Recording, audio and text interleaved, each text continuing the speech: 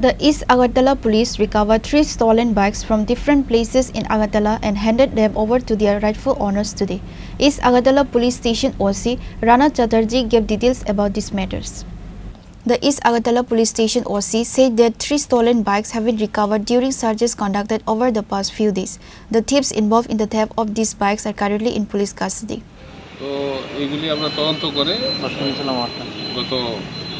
কিছুদিন যাবৎ আমরা তল্লাশি চালিয়ে 3টা চুরির বাইক উদ্ধার করেছি এবং এগুলির যারা আসামি তাদেরকে তো আগেই আমরা কোর্টে প্রডিউস করেছি।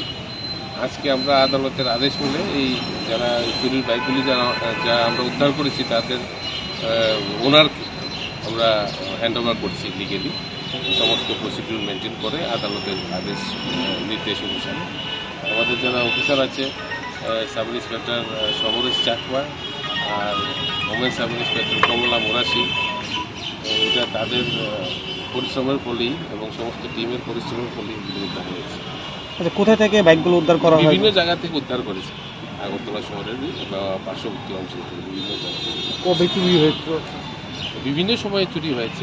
আমরা কেস নিয়েছিলাম, কেস গত আপনার জুন মাসে কেস নেওয়া হয়েছে। মোট কয়টা? 3টা। The bike recovered on Friday was handed over to its rightful owner on the orders of the court. The 3 bikes were recovered from Agartala city and its adjoining areas.